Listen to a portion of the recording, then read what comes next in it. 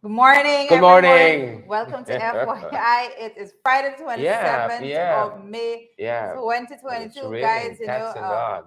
a couple days more, Yep, a couple days yep, more yep. for us to be completely done and finished Believe it or and not. through with May, Are you Raining cats. excited?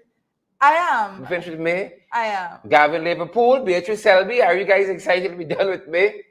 Oh yes, I am. Well, I am. yesterday was the 56th Independence Yeah. anniversary in Guyana. So, guys, you can let us know in the comment section how you spent the day Please, yesterday. please do. A Let bit us of know. reflection and all of that, Yeah. the persons were talking about and so forth. So, I was noting a lot of the comments, especially the letters in the Yeah. newspapers and so yesterday. Very, very interesting. But, guys, let us know what is going on. Good morning, Warren. Warren Figueroa is on this Long Island is morning. here. Good to have Yes. you, Long Island. Good to have you. So we have it's quite an interesting weekend. I think coming up. I have so much work to get done. Today is a good day for me, by the way. I'm happy for you. I have today's a Happy for good you day. all the time. I have a special birthday celebrating today. But John I Doe? have to. John Doe? Yes, What are today you planning? Come tell us. today's his birthday, so What I did you get have him? to. I must. What did you get him? What did I get him? Yeah. I can't say. Give us He didn't give see us it as yet. give us a couple good gift choices for men as your name. I don't know. You don't know. What I did learn over the past week or so is that it's not as easy as that I thought it would have Oh, been we aren't so simple? to pick up. No, We aren't so you're simple? not. No, you're not. To pick up a good gift, I like thought I we were so don't know. It's simple. like you're just there and you just can't pick out. Like I just went from store to store all over, and then it was He's so just lucky crazy. you went shopping for him. Wow. I do these things. It doesn't wait Oh, for a birthday alone. oh, you buy him stuff like things? Sometimes I like to pick up like stuff that I think is meaningful, like useful, useful things all together. Nice, I nice, don't nice. know. I think that's how you should be. Like in life, you just see something functional. You just go ahead and be great. You go ahead and be great. Try to go Morning, ahead and be folks. great. Morning, Dolly Jones and Margaret Morris. Go ahead and be great, Rita. I see. And we wish John I well. We can wish John be- well. Yes. Happy birthday. John, yes. Happy birthday. I see Candy. Right. I Candy. Lisa P. I happy- haven't seen I Candy in a while. Happy 30th, John. Happy 30th. Oh my God. Happy 30th.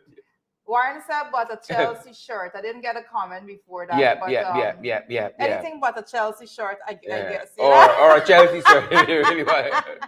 I don't know what's going on there. Yeah. Oh, you said buy a Chelsea shirt? I don't know. I think it's Buy? Buy a Okay. Chelsea shirt. Yep. Pace Buy and a power, Chelsea soon shirt. shine. Yeah. But, All the best. All the sports, best. I think it was good. It was a good. I think it was a good coming into his birthday because there was the game Tell last us. night, basketball, What and happened he last night? is he well when it comes to basketball he is very much vocal on that point all the time. He's very Like, active. He gets so activated. Steph Curry and his team, that's his team, don't get between them at all. When it comes to basketball, you don't get between him and Steph Curry and that team. Which means he's anti-LeBron. Sadly. Oh, Yes. he's I don't think he is. Listen, I'm not gonna comment not for for, but him he's not on this.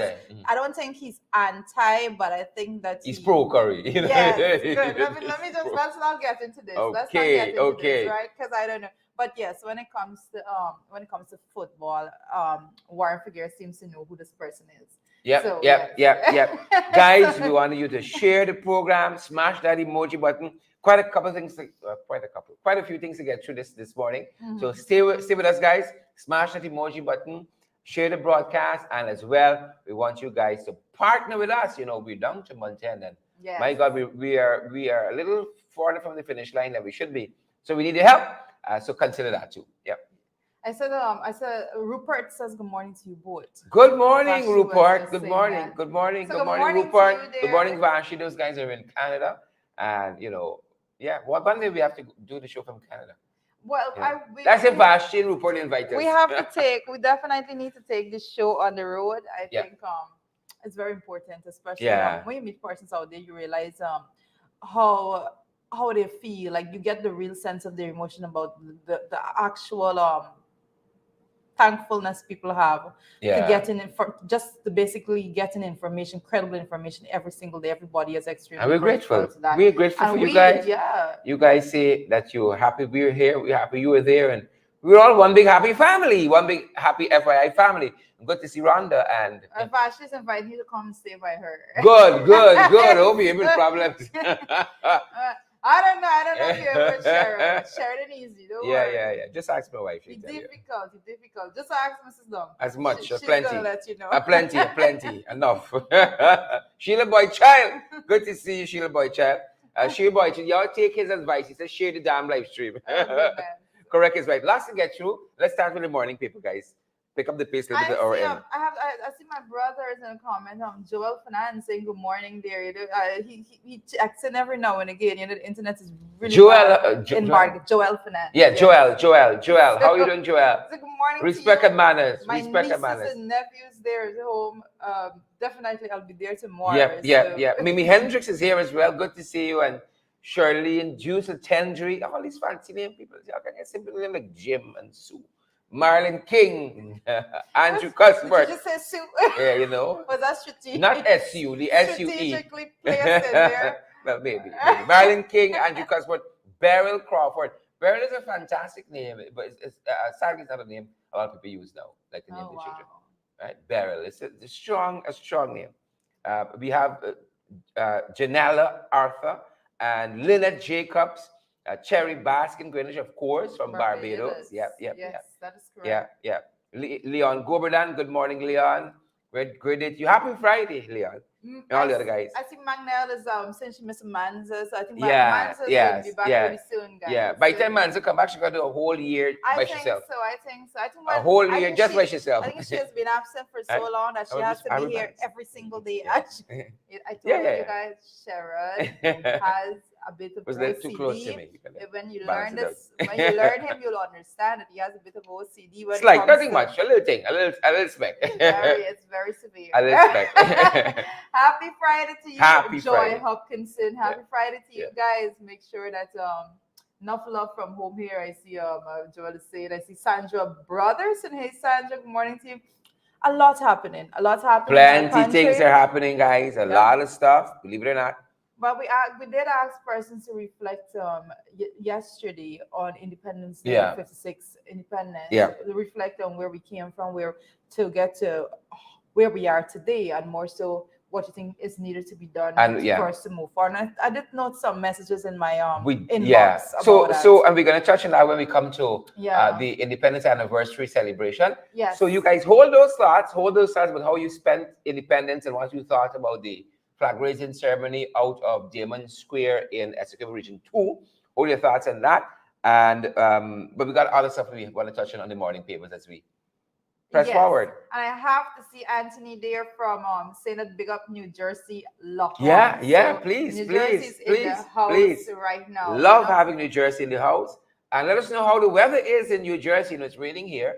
Cats and dog. The forecast is that we got thunderstorms during the morning. But that's heavy rain. It's heavy rain, really heavy. That continues into the afternoon, and it looks like it gets a little better overnight. But it's gonna. The weather it's a lot of rain in Georgetown right now. Believe it or not. It is. But I want us to jump into the morning papers as soon as possible. Go right ahead. We have so Press much forward. to discuss. But one of the first things I want to speak about, I know that yesterday was a holiday, so I beg your indulgence because I'm going to touch on something that I picked up of yesterday papers first before we jump into today. I woke up thinking it was Monday. I don't know. I don't know because you felt rested. I felt rested, but I woke up feeling like it's Monday for some reason.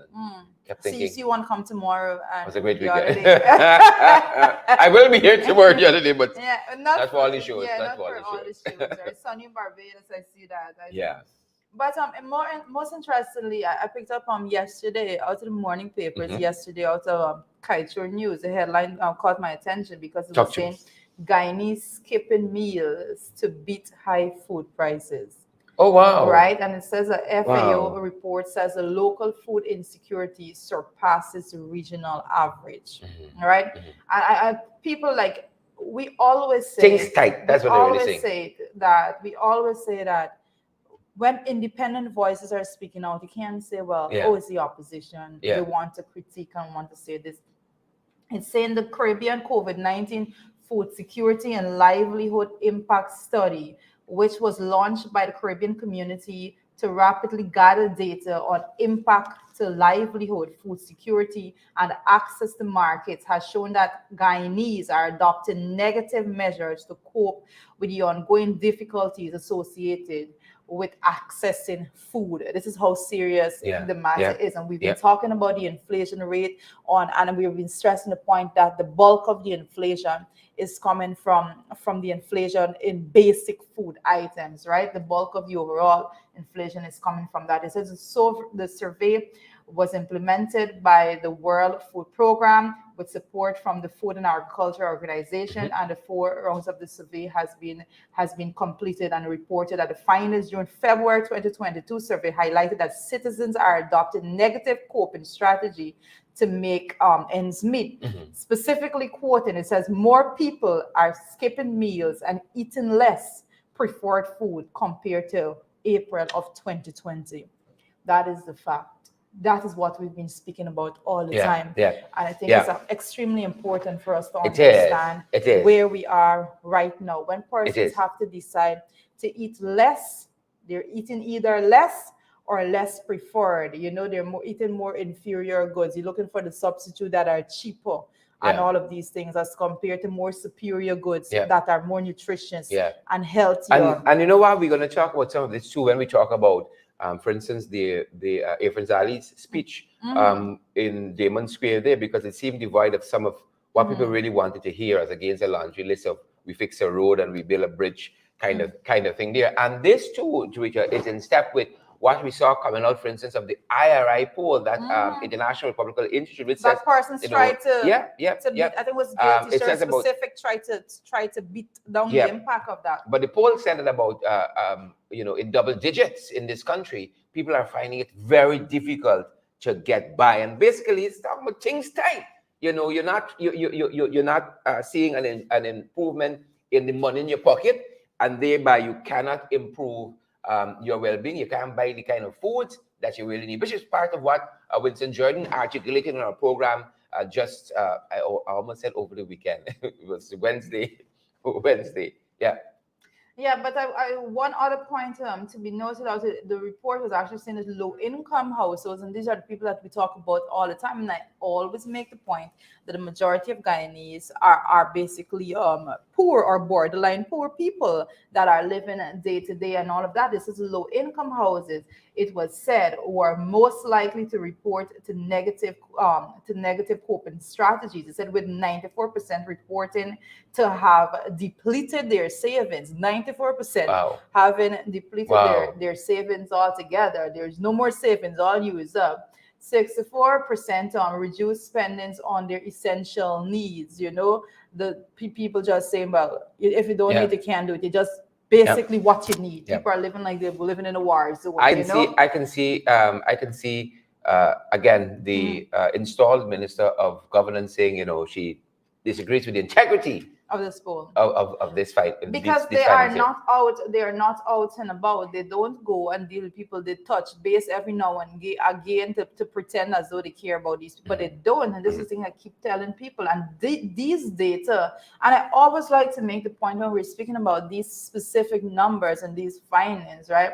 You will never see the findings just attached to a particular ethnicity. You're talking about a particular class of people when you talk about poor working class people. And I always like to make the point that once you are in that class, no matter the color of your skin or the texture of your hair, once you are in that class, you're all suffering alike. You are all suffering alike. And once we understand that, we'll be able to better unite our voices and make sure that we push towards the agenda of a betterment for all, because then you're going to realize that you all in the same struggle, you know, and don't let anyone come and try to preach down anything else to you. Don't let that division be based on how you look, but realize that this issue of classism in our country is something that is getting out of control right now. And the actual gap between the rich and the poor, the rate at which it's expanding is unbelievable. We have to acknowledge these things if we want to move forward. But most definitely, we're going to be pushing out some graphs from this study that has been, so persons can get a better understanding of that as days go on, you know. So, but I definitely needed to touch on that very important piece of information that came out of yesterday's kite show news. So you see, I always give kudos to the news for when they're bringing these information, right? And another bit, like I was looking at the news, and I definitely want to comment on the fact that I'm seeing in the Guyana Chronicle that Barbados, businesses call on government to remove barriers.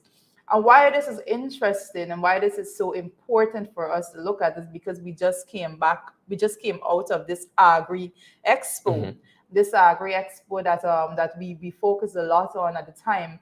And the point was made that if there are not policies in place for us to get to these milestones that we set, this 25 by 2025, reducing the importation by 20 of food items by 25% by the year 2025. If we are not putting policies and mechanisms and the infrastructure is not set up to get to that point, we are not going to get there. Just basically it was a talk shop, photo op, and all of those things. But what are not persons who are willing to disturb the status quo in order to move forward to that point was the big question that was placed on the table. And now, as the rubber is hitting the road, as to how we get to that point, we're seeing these conversations are having. Yeah. You have to remove the Yeah. barriers. But Who's willing? this is part of the agreement that the government would have signed with Trinidad. That they're going to focus on some of this, or try to focus on some of this. I think I know, but I do think that we have to make steps in those directions. Let me just put that is my standpoint. You have to take steps in that direction to be order to remove a lot of the barriers to get there. But I'm interested enough. I want persons to realize that if you're picking up the papers, you're going to see more and more of these conversations that are being had, and we're going to keep track of it every step of the way to bring you the information as we move forward. Correct. Yes. And guys, another thing that I'm picking up, and this actually happened yesterday, but it's in the morning papers right now. But so very, very sad piece of news altogether. A man actually collapsed and died in his vehicle after ordering fuel at the gas station. They're saying that the man actually drove into the gas station. It is a Rubis gas station located in Bel Air. Okay, good. All right. Good. So this is a gas station next door to Yokohama on the highway. Yeah, that's the only gas station there. In Bel Air. Yeah, but it's Bel Air, but it's next door to Yokohama. Yeah, but interesting. A 66-year-old man died on Thursday, like I said yesterday, at the Rubis gas station located at Bel Air, and moments after ordering fuel for his pickup. So very sad situation altogether. There's our condolences to his family. It's just those are things that we don't want to talk about. We gotta wait to see what the postmortem examination says. But we saw lots of people on social media who were saying it has to be the high prices. But we're gonna watch and see. I did see a lot of. Because I think at 66, you don't know what we know here now is pre-existing conditions and comorbidities, and you expose a lot of things at 66. But again, our thoughts and prayers about his family. Yeah, those sudden collapses. The first thing I think about, being no medical expert, but the first thing I think about, those things like usually seem to be associated with your heart. But I don't know, like we said, we to get that the findings from that. But very sad, and I want to say also that we continue to tell persons to be careful on the roadways. And yesterday was no exception to the road accidents. Again, 2 accidents I noted yesterday. The one being in more particular, I didn't see the accident myself, but thereafter I was passing to see the one in front of the botanical gardens, in which a recklessness on our road continues. Recklessness, and, we talked here and we said that the pandemics facing our country is not only COVID. You got abuse. We can talk about some of that later on in our program. Abuse, domestic abuse, whether it's interspousal. You got gender.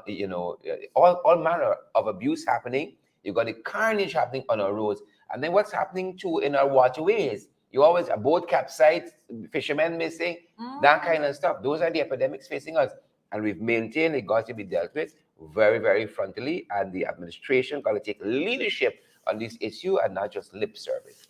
But we can talk some more about that later on. Yeah, but as you know, as we go into all of that, one of the stories also that we're picking up in the papers, in the morning papers, is that an abusive husband was shot dead by police, and this is something that we're going to be talking about No, that's yeah. a little bit more. We're This is going the to go scourge. into that. This is the scourge. It's very serious. I think persons need to understand the gravity of it. And every day, I think with the advent of social media technology altogether, we are seeing every single day that more persons are being made aware. This doesn't mean Yeah. that this thing has not been prevalent for a long time and all of that. But I think the more technologically advanced and integrated we are more able to become aware quicker of what as to what is going on This and is the all of scourge. that, This is right? it. This is it. And we That's gotta. a that's Yeah. that's an Yeah. issue that we need to deal with head on.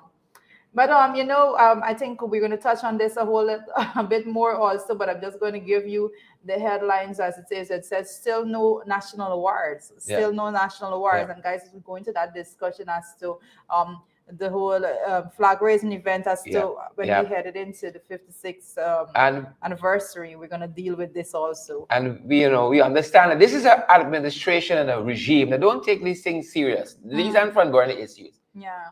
These aren't front burner issues. But we've said here several times in this program that elections our democracy is more than just elections, and governing this country is more than just a tick on a ballot and saying to the folks who are in front there, do whatever you want to do now, till the next 5 years come. And there's a lot, and we're going to be pointing out some of that as we deal with some of the issues we got brewing this morning. Yes. And I see John Cook saying just speaking to a man was shot in Sophia also. Don, that is correct. And I was just picking up before I came on air about that incident in which someone was shot there in Sophia. I think it's this D-Field Sophia that happened, in which someone actually shot the man outside of his home, and he ran inside, but the shooter pursued and went into the home and shot him twice before making good of his escape. And so we're definitely going to be picking up more of law and order is another issue we talk about every day. The breakdown of law and order, spiraling crime. We were promised as a nation by the installed government that they're going to have a crime prevention plan. We're still waiting on that. But they did promise to make sugar great again and some other things. The economy is supposed to be resilient. We're not seeing that because based on what FAO is telling us, what the IRI poll is telling us, we're in a different place. So the independent bodies are doing their studies and they're reporting. Them boys call them naysayers, but pushing on.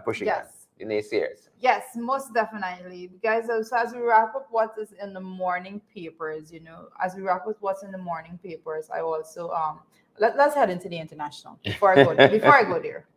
Let's head into the international. I think I'm going to pop into the big issue too much at this point, so let us go. Lots of stuff happening internationally, and we saw what has been happening, for instance, in Texas with that horrific shooting, 19 children at the what do we call it? Primary level, elementary level is our primary level, elementary level there, and then there was the other shooting prior to that. Where was that? So we had Texas and we had Buffalo, and now we saw the Canadians apparently they aren't taking any chances because overnight we saw the Toronto police. So those of you, Vashti and Rupert knows about this more than we do. And our other colleague there, Kelvin Allen, Poor People Governor, would know about this. The Toronto police killed a man carrying a gun near a school. They aren't taking any chances at all. That transpired overnight. They don't want any repeat of what transpired in Texas recently. And so he was in the wrong place at the wrong time, carrying the wrong thing as well. Yeah, but most interesting, I think, when it comes to the conversation on gun laws, and I did say that every time you have these incidents, you hear all the conversations about gun laws pressing forward, and everyone seems to be in the heat of it. And then as time goes by, then the conversation dies down. No real change actually happens in terms of the policy, legislative, anything legislative comes out of it, because it's a big fight. When you look at these large organizations that's actually pushing towards the gun rights and all of that, that's against and then persons but gun is not dangerous, but a dangerous person with a gun is what causes damage, and all of those arguments come forward. But I say that I think I used the example at one point when we were discussing the man that actually was sticking his hands in the lion's cage and got his finger bitten off. And I said, when you're looking at things, everything that you do, you have to make it stupid proof.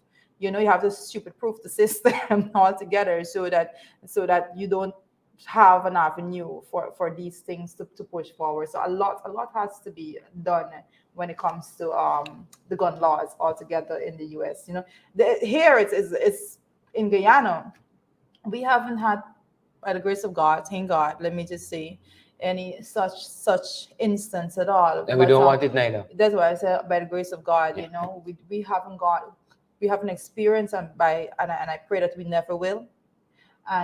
But we also have to look at guns and regulations and all of those things, not because we have to look, we have a different issue in which the whole on the ground segment of it, and crime, the way in which crime is happening in our country right now. I think the ease of access to certain there's the black market guns too. There's that's that that's what I'm the black market about, guns. you know, the ease of access to that may be getting more and more relaxed. I think. So there's that happening on that front there in Canada, and then there's a little closer to home, guys. This is in Belize. You know, somebody tried to poison the water system in a particular town, which would have affected over 2,000 persons. You know, and police are viewing this in terms of public terror, because if you put poison into the water system, there's only one result: it's going to happen. And so the police in Belize are still hunting. The whole world, folks, has gone mad. The whole world has gone mad. And so police here in Belize are hunting this fellow who tried to poison the water system. And again, in this village, over 2,000 persons thought to be, you know, affected in a bad way by this poisoning of the water source there. And police are on the hunt. You know, whole world has gone mad. Whole world. But that's as crazy as it can get. I believe that that's as crazy as it can get when someone can look to that at that avenue. You know, everything that we do today, every decisions that is made when it comes to those items, and your environment altogether, what you utilize. I think people are strategically targeting areas in which persons are accumulate in large numbers, assemble in large numbers, and all of those things. But water now, if you look at a water system, you know how many persons actually utilize that system. You're gonna try to poison the water system, seriously? Yeah. People get upset by some grievance they have with the system or with a person or individual, and people act. I mean, you said it best just now. We thank God that that doesn't happen here, because I mean, we got so many things to be aggrieved about. But we still are a fairly decent, conservative society by far. People don't do these kinds of things, and it don't serve benefit. Yeah. Really, truly. Yeah. Yep. And closer to home. Sorry. Go ahead. Sharon, go ahead. Do you put cream in with some mint flavored? I'm not a fan. Mint flavored. It's not. Listen to me. Sharon purchased this thing. In my defense. Different. In my defense, right? But moving on, folks, we're following what's happening with Paul Slow here. This court decision came down on the 25th, I think it was, where the matter was before the Court of Appeal, where Alan Lanzal was challenging the fact that that Paul Slow could not be a party in this matter, and that time had overtaken the case too, because the life of the commission had come to an end, and there's a new commission that's been identified. But in the full court of the High Court has ruled that the matter can proceed. And one of the things that it is said, it is in the public interest. And I think Justice Gino Passad, who had ruled on this matter originally, this Paul Slow and the Police Service Commission issue, had noted that, again, it is of public importance, and that certain matters as pertains to the law, you cannot have them left hanging. And for instance, whether the president could unilaterally go about and dismantle the Police Service Commission in the way it was done, that is a major concern, and we cannot leave that hanging. Did he have a right to send the commissioners on leave and that kind of stuff. And that deals with a lot of, has a lot of legal ramifications. And again, one of the things that the justice said, who initially ruled in this matter, that you couldn't have all these matters in limbo just because the life of the commission had come to an end. And again, here now, the full court is saying that the Paul Slow matters, we say, can go forward. Yeah, but it should. Not it should. It needs to go forward. These are things like they're rightly saying that when it comes to matters of the law, it's not something you could just stall at the level of the court. Seriously, how do we move forward as a country? Everybody's speaking about being a progressive nation and good governance and all of those things, and that matters important. That should have been dealt with. Listen, I know of persons within the force that are still in that limbo because your name was on the list and then the list wasn't going forward and all. The whole mechanism, all the nonsense to BS, as I would put it over, all of that, it affects people's lives, It affects the way in which persons are able to function, even at the level of their jobs and all of those things. It has to be dealt with. It affects governance, and there's a way in which a country that is properly governed functions. There's a rhythm of normality and normalcy in a proper functioning democracy. And people who live in this country, feel the disturbances in every sector, in every community, what is happening. And disturbances, I mean, you got economic, you got social, you got health issues happening, and all is not right. And again, we examine this issue and about how this government believes as though when that tick on a box is counted, or in this case of the last election is not counted, and you got a whole host of invalid votes that are in the system, that alone is democracy. And when you come past that, whatever we want to do, we can do. But there are lots of there are lots of pillars. I think that's what Kemrat said on what was it, Friday night? The last time I had him on the program, Wednesday night. That's what he said on the program. They are significant pillars in democracy, and justice is one of them. And people cannot just do as they want. There are checks and balances to the executive, the president, and that branch of government. And the court is a check and balance on the executive. Did the president act correctly? We need to know that. You can't just do stuff and the common thing now is trust us. We've seen a number of cases come before the High Court dealing with Parliament, for instance, where Chief Justice has said they acted improperly, right? These parliamentarians parliamentary secretaries are illegal. They're still being paid through the Parliament. Still being paid through the Parliament, disrespecting the High Court, but we can come to that in another broadcast, frontally and head on. But a number of infractions by the government. That's the point. But if you don't challenge them, right? And you can't just have them hanging because somebody died, because, the life of the commission came to an end. There are legal questions which helps us, right? Lots of us may not have loved, for instance, the protracted period of the election, but the litigation during that period has helped what they call our jurisprudence. You have a clearer thinking of what this means, what that means. I mean, we are more educated citizens as concerns our electoral laws and so on. You know what this means. You know what that means. It has to run the course, which is what the full court said in this Paul Slow issue. But let me tack on this, Rita, as we hear. These are some of the issues that we have been talking about that go with good democratic governance that we don't see the administration talk about, for instance, last evening in that whole presentation. What has become of the Judicial Service Commission? Whatever happened to that, right? In a proper functioning society, our Constitution says we must have a Judicial Service Commission. 2 years in, this government not too excited to have one. We should have a Public Service Commission. What happened to that, Rita? Right? We heard about that last night. Whatever happened to the Teaching Service Commission? Right?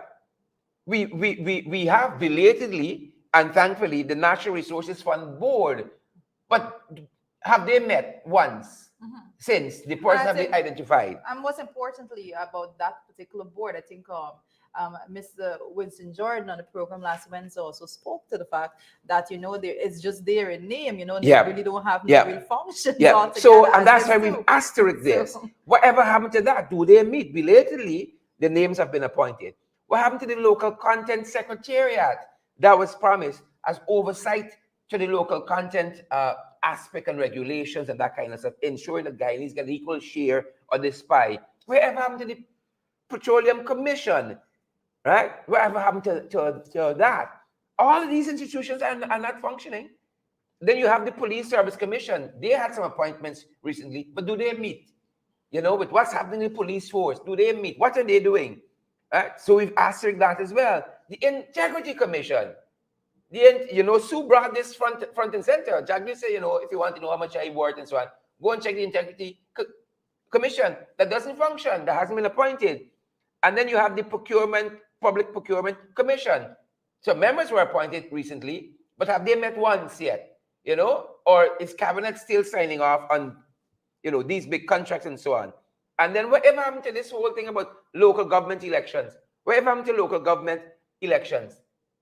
I think the local government elections, what happened to it is exactly what happened to it prior to 2015, The PP is not interested in local government elections. They're not interested in anything that would give transparency and good governance.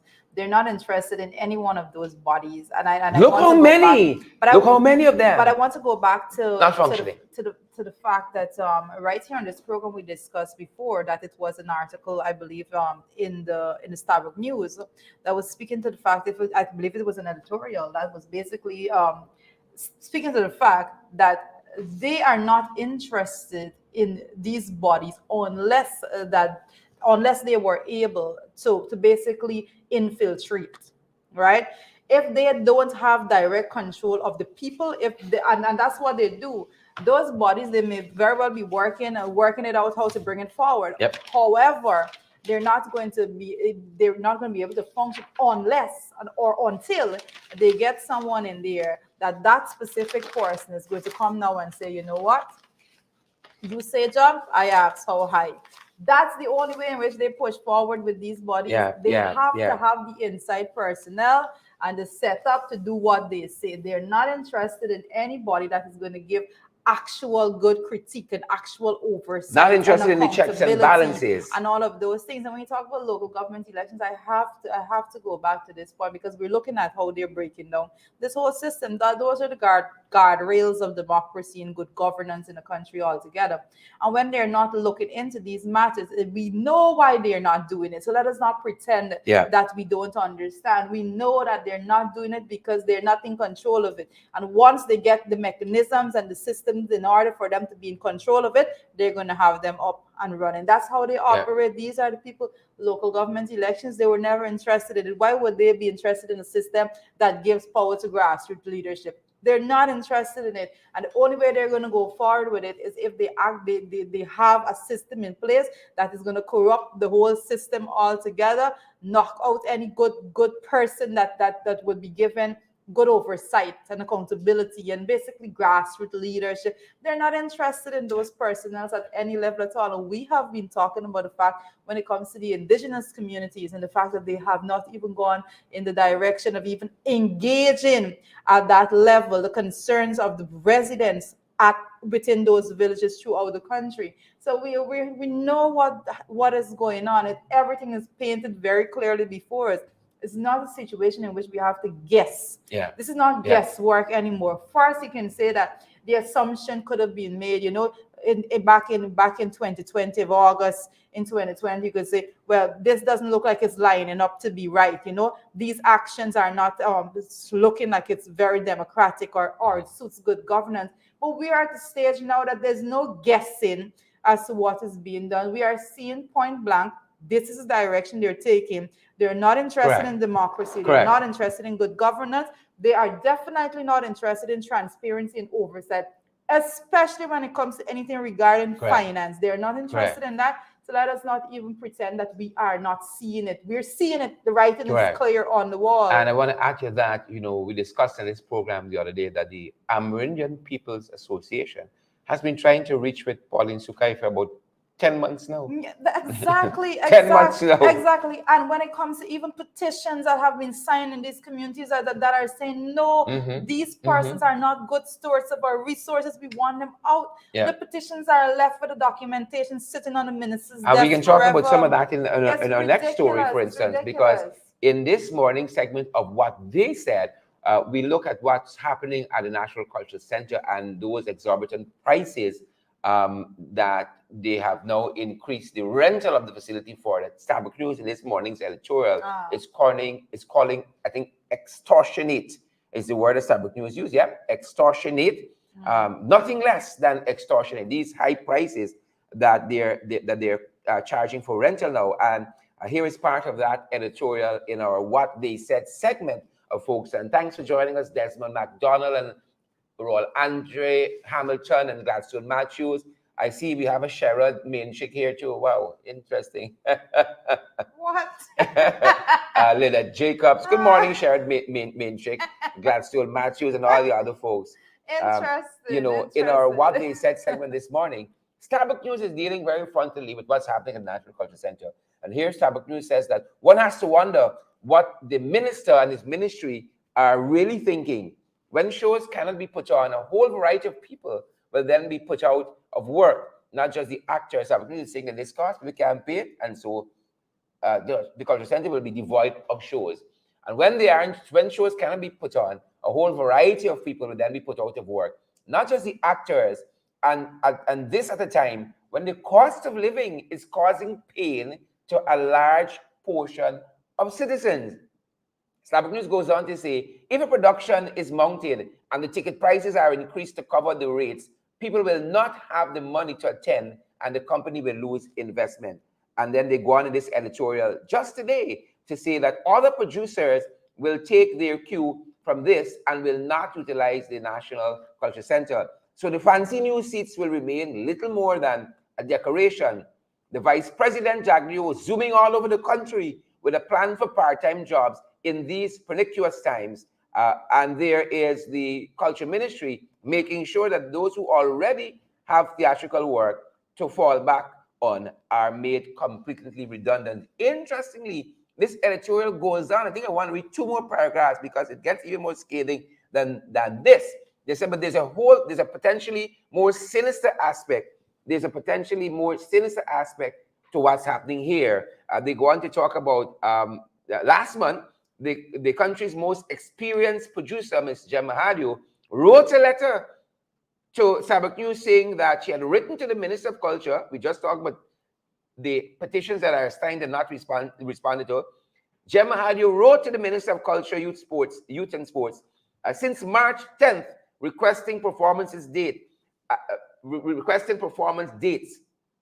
in late May, early June for the linked show 36. Up to that point, she had not received an acknowledgement to her letter or a response to her inquiry at the minister's office. It gets worse than that because another producer, Simone Dowding, told Starbucks News as well that she was not given permission by the minister to use the Cultural Center for her Mother's Day show. She was given no explanation. She said just a blank no. And her attempt to speak with the minister on the matter was unsuccessful.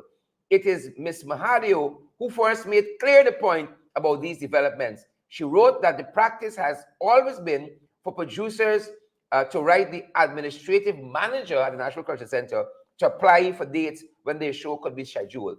What has happened now is that the use of the Culture Center, according to Gemma Hadio, is the subject of the sole discretion of the minister. And finally, I think what is important here, Starbucks News says, Starbucks News did approach the minister for a comment on this, and he responded saying, quote unquote, I did not know what was the process rather, but anything to do with our NCC because we are doing a whole bunch of works and upgrades, so we have to be careful. And if that sounds convoluted, Starbucks News thought the very same thing. They said this was not particularly enlightening, although he did acknowledge having seen Ms. Mahadio's letter, but not an application for the use of the Culture Center. He said he would check up on this issue. Whether he did or not remains in the realm of the unknowable at this present time. So it's just another front. I told you on every front, if you check in this country, there's problems.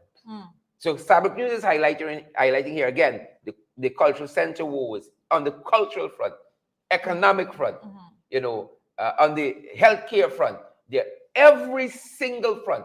And these people got the total reins of state in their hands. It is my opinion. Let me start off from that point.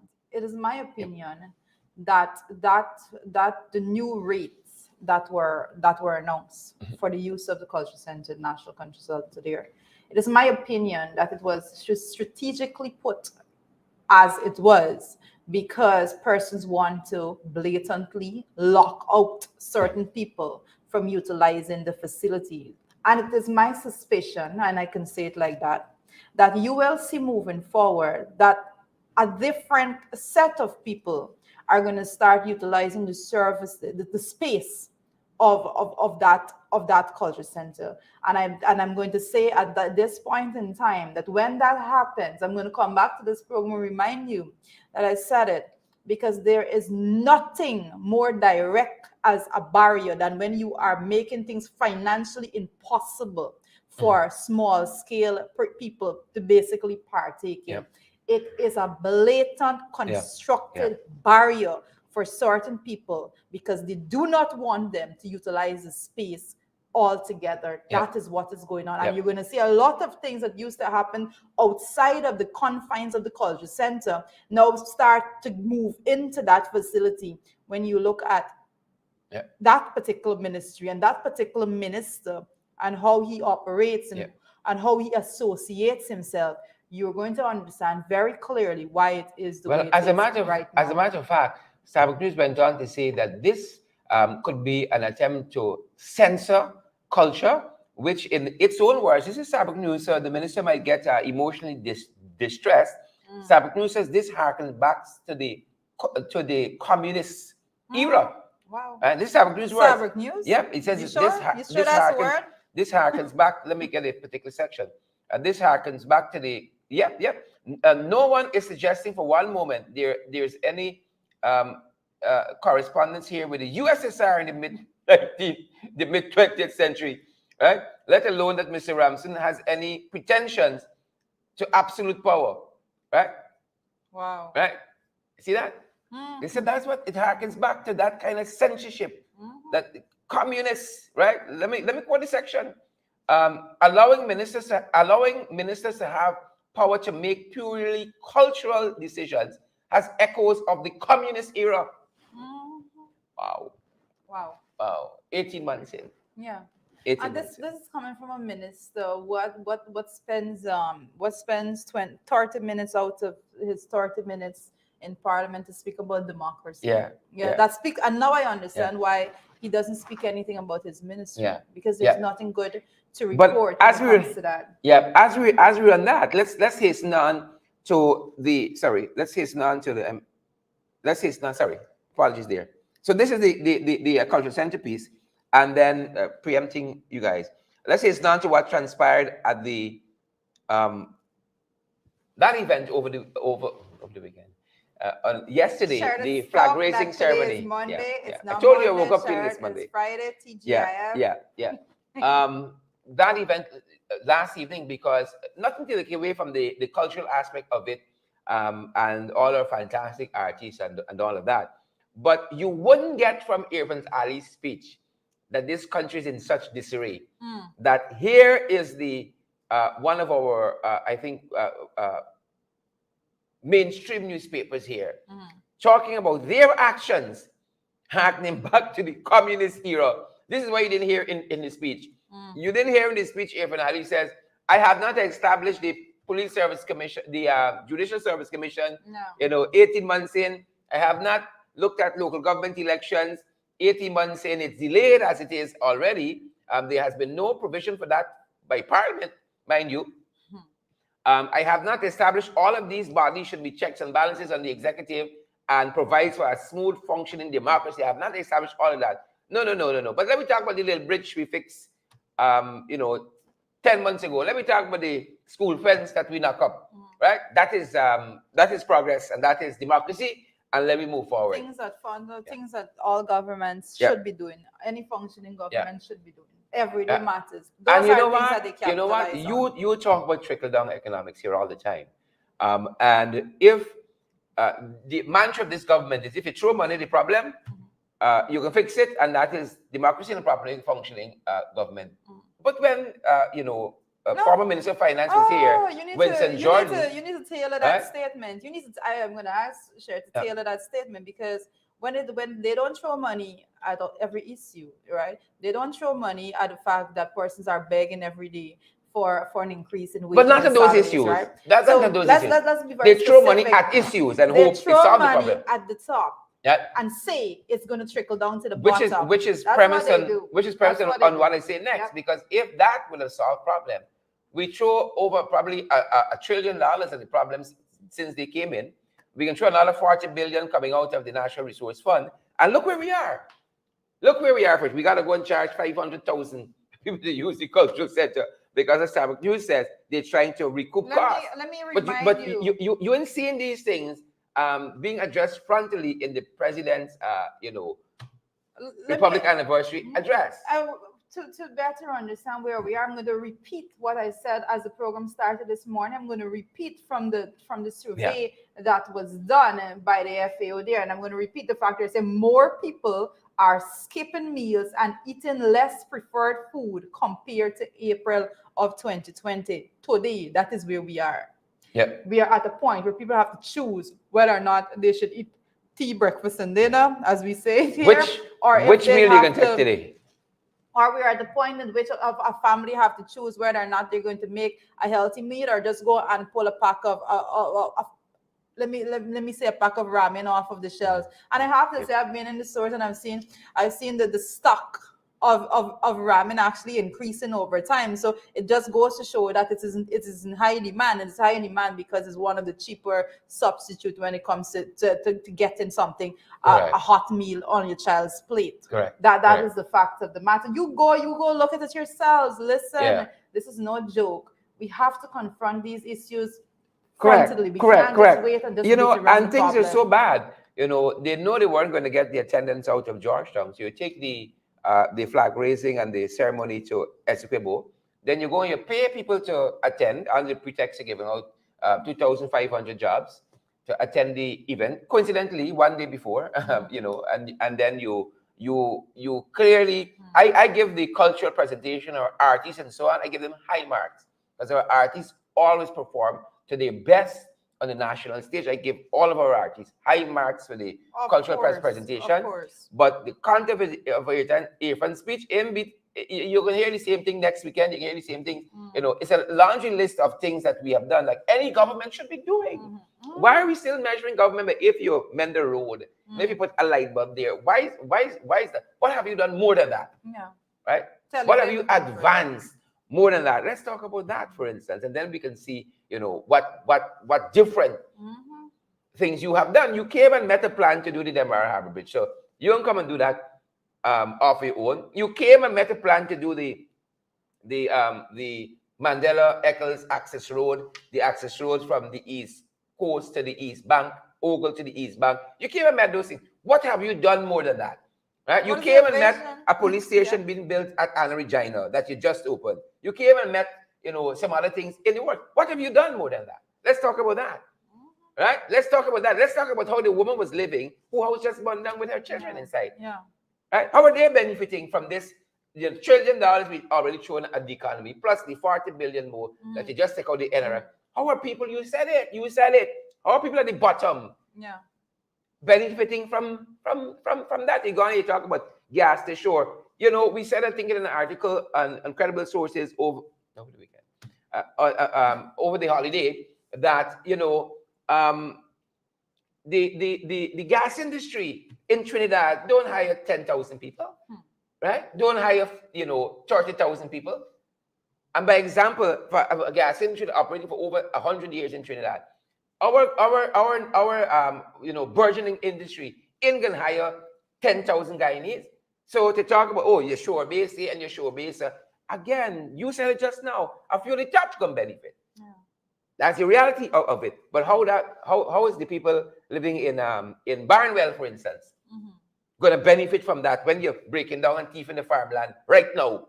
Let me talk about that in the Independence Day message, right? Which takes us into the big issue. Well, Go right ahead. well. As before we move off of the flag, before we move off to the flag raising, I can't forget to speak to the fact that Region 10, at the flag raising in Region 10, Region 10. Region number 10. The bad child, the black sheep, the Independent Republic. All right, Region 10 had a bit of their own words to give to the presenter that was sent there, and I think how ridiculous it is for them to send Colin Crowell to Region 10 after what disrespectful after what transpired so recently with those homes that was basically bulldozer correct to the ground, and to send him to actually give the speech at the flag raising, the people were not having it, and they protested at that right event, through. right? They protested. Respect and manners, Lyndon. Respect and manners. Right through. So Lyndon, Lyndon always does it. A lot of times Lyndon has to show up and say this is how it has to be done. Because why should someone be allowed to come and speak? To basically talk down to us as this is what we're doing and this is what. And when the people there know that their experiences on the ground, it's not that. The experience on the ground is that a young man working hard, planning on getting married, building a home, and the government sent in persons to bulldoze his house to the ground. Right? How do you go and talk to these people about how much you're doing for the housing sector?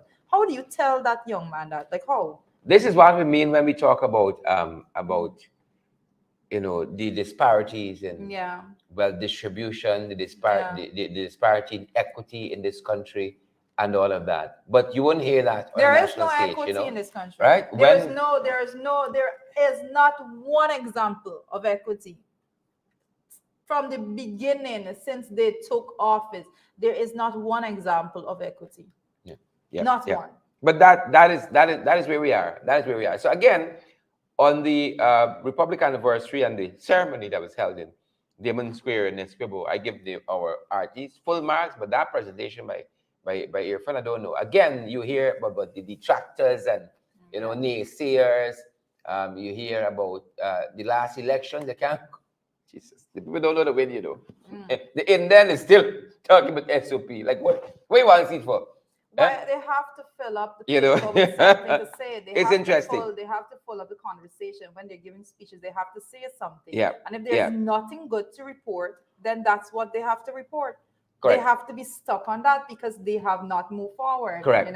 This takes us into our big issue this morning: abuse, the Barnwell fire, and the 3 lives lost. Yep. The abuse, the Barnwell fire, and those 3 lives lost. Folks, yesterday, Independence Day, 56th anniversary we're celebrating. That's how we woke up. 56.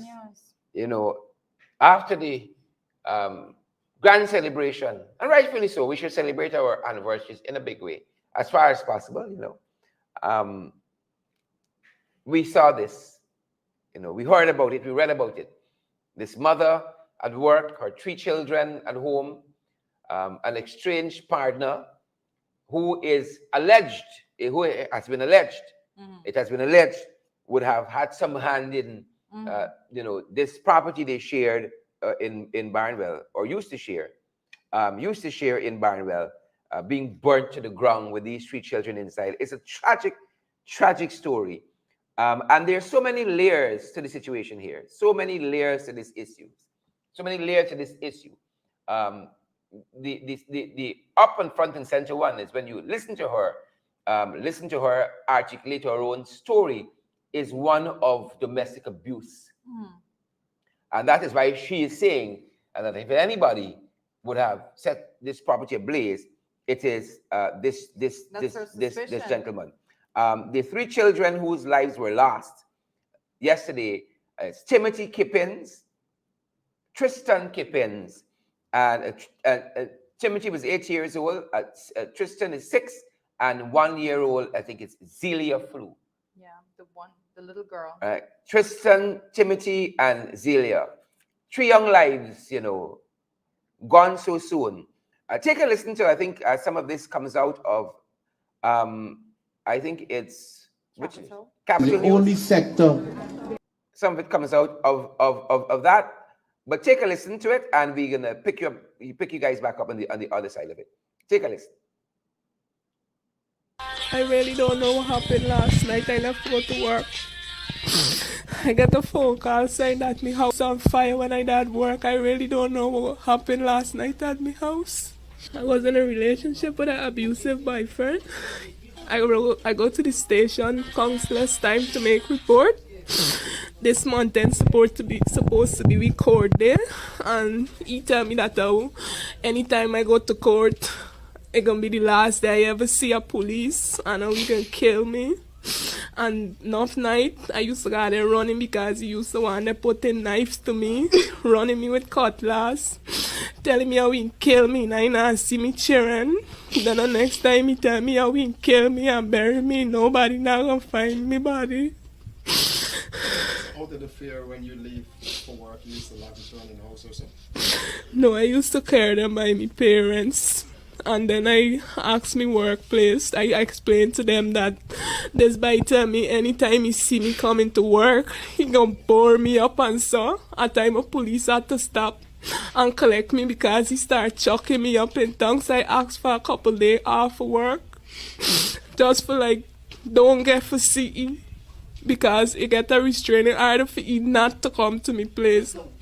And last night he called me and I refused to answer the phone. I don't know why you would do such a thing to me, Sarah. So you believe he set the place on fire? He threatened me enough time that he gonna burn down my house, but me now he burn down the house with me chair and I'm inside. All he did is just put him out the house. He gotta put him out the house. He gotta put him. He tell me that anytime I get another man, he gonna dead and he gonna shoot me and the man. And I don't get to see none of me children and then I grow up in a homes because he said he gonna kill them children father too. Why you do this to that children? Why you do this to that children? Oh, belly. Oh, belly.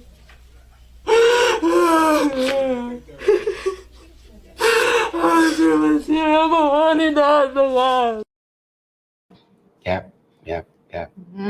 So much grief there, so much grief, and rightfully so. 3 young lives gone, snuffed out like that. 3 lives snuffed out like that. No where to start from, but we've been talking here about domestic abuse and how this has to have leadership from the front. And folks who join us daily, you hear us talking about that. When you hear cases of a man beat up a woman, stab a woman, said the administration, whoever is in power, has to deal with this. It needs leadership. It can't just be piecemeal. Right? We got to go after curbing that. We talk about the technical experts, bringing them on board. Right? Politicians can't solve this by themselves. You need all stakeholders on board. People got real problems in this country, and we can't only wait for them to happen to this degree before we intervene, before we run for a photo op, right? Because there's another aspect of it people are talking about on social media as well. So let's talk about the abuse and how we aren't dealing with that. Because here's a woman who said, in her own words, I report to the station plenty times. Right? He had a restraining order, but he's still coming around. I think that there are a couple of things, and I want to say that there are a couple of things that we can highlight from that entire situation. The first being what Sharon mentioned there about the domestic abuse. We see the faces there of the 3 little children that lost their lives there. Very, very, very sad situation. And I know our condolence to the mother, and I don't know how as a parent she's able to pull through this period altogether. But I have to say one of the things that we can talk about. The second point that I want to raise is the fact that how people are in this country right now, and the decisions that you have to make as a mother. And I want us to look at this real issue and to understand the amount of times this is multiplied, in which a mother is left to choose between being with her children at home and and looking at them starve, or actually having to go to a job in the middle of the night to make sure that you make some money to feed your children. Yeah. Right. I think this is the sadness of this situation. And sometimes, we come here and we speak about these matters, and we try to hit home the point as to the level of poverty in our country and the way in which people are forced on a daily basis to go out there and fend for themselves and their children. Not just persons that has an option. There's no option. And if you were to say the option is watch them starve or go out and work to provide for them. Yeah. And I think one of the reports coming out says that that the woman, she worked as a security guard. As one of the reports coming out, we have hundreds of women that are working as security guards, going out in the middle of the night. We have many, many, many cases in which young people are being left by themselves because their mother, sometimes in very few cases, you see mother and father actually going out there to make sure that they do everything in their power, and they have to go out there at nights to work. When you're talking about a better country, when you're 56 years after, a fire truck should not be stuck in the mud trying to get to somebody's home. That is not something to celebrate. It's not something to celebrate that a mother have to go out and work in the middle of the night, leaving her kids at home just to make sure that they have something to eat. That is not something to celebrate. But it shows the brutal reality on the ground. And I want persons to understand that we talk about it every single day. The brutal reality on the ground is that this is what is happening. Children are being left alone.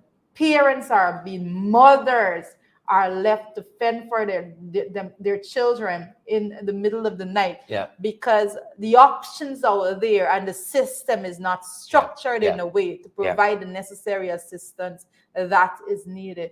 And I want to say that there is a whole collection of ministry that you could lash in the government when it comes to this particular matter.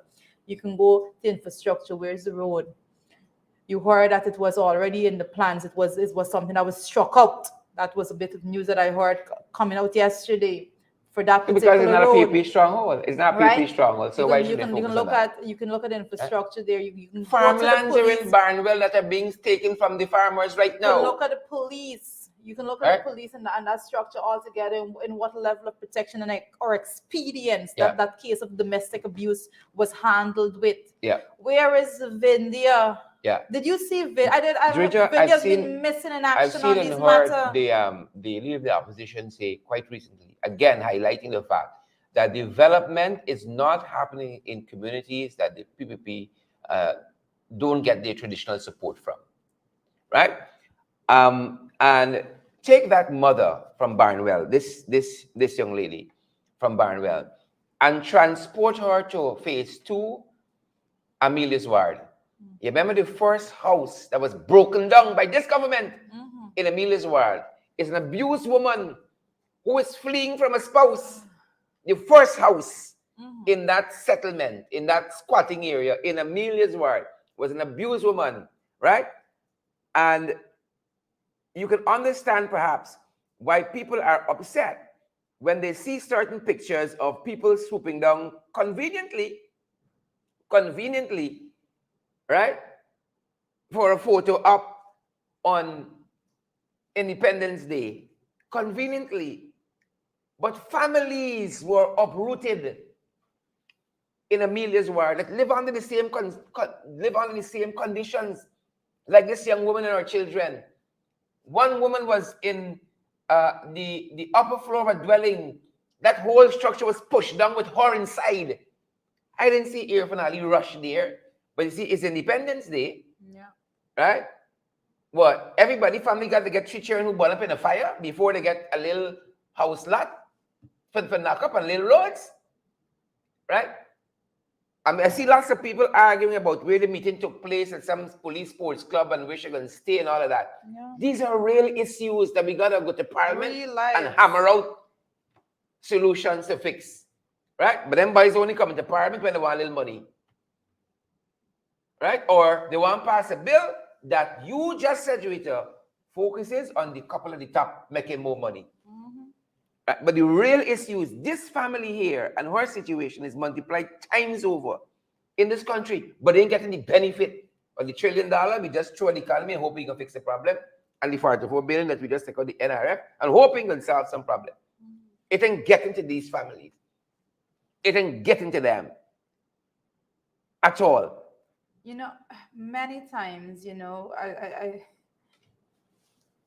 it is sad that we have at this point in time people that still try to defend the nonsense. It is sad that they are. And sometimes I said these people have to be paid. You know, they have to be being paid well in order to defend the nonsense. Yeah. When we come and we talk about things like the disparity between the rich and the poor, the fact that the gap between the rich and the poor is something that has been rapidly expanding. The fact that the money is being pumped into a certain sector, and not just a certain sector. Listen, folks, FYI, family will know that I make a distinct differentiation when I speak about private sector, and I say small and medium scale businesses and their owners are the least of their concern when they're talking about private sector, and it is only that little bracket at the top that they're concerned about. I always say it, and I'm going to hold on to that because there have been no evidence of otherwise. When all of those things are happening, we see it every single day. Then you have to come and the country has to grapple with the effects of poverty and absolute poverty. Now, there's a big difference between poverty and absolute poverty, right? We have persons living in this country in borderline poverty. You know, they could still afford to go about your day-to-day business. We have persons living in the country that's in poverty, but you know, they still could afford to have a meal at the end of the day. But absolute poverty is when persons find absolutely difficult to feed, clothe, or shelter themselves or their children. That's absolute poverty, and we are seeing it perpetuating. We are seeing it growing every single day, and nobody could come and say otherwise. Nobody could come and say that 56 years after we are today with oil resources, biggest budgets ever, $552.9 billion that is being projected to be spent in the economy. And what could we say now to those people? How did you empower that mother to raise her standard of living altogether? Think about what that. are the services? Think about that. What are the opportunities? Equitable access to opportunity. I keep speaking about it. These are terminologies that you would hear me use over and over. When I talk about equitable access, you say that that's how they say it. Oh, we're providing this, we're providing that. But if you are not providing equitable access, yes, you put a service out there. But if persons are not empowered to actually go and access these services, then you're not doing anything. What is the equity to single parents, for example, when it comes to accessing the things like we had the night school that they've now rebranded and calling Grow? What is the equity that you're putting in place? What services are you putting in place to simultaneously assist so that if you have a single parent, we're probably going to have some daycare centers set up in the community. That's when you are studying, your children will be cared for. What is the equity in accessing these services? It's a big question. It is sad that some services are going to be made available to this young lady at the end of the life of our children. Think about her as a family, as an average family in this country. Think about how she lives, where she lived. Think about how she got through the pandemic. Think about how her children go to school. You think it's a family where they got 3 tablets and internet, right? Think about how their access to education in a country where online learning and all of those things. Where I hear from Ali talking yesterday about 45% GDP, but what does it mean to her, right? When she wakes up, what does 45% GDP means for her and her children, right? How they got through the pandemic. No schooling, this, that, we're talking about, the fire service going and doing an investigation, electrical fire, people are arguing this house don't even have electricity. So what we talking about, but we come at the end of our life, right? And we can say, we care, take a photograph, take a little shelter over your head by a police sports club, and the bag of hamburger come in, the pack of chung min, little split peas, come in, have a nice life.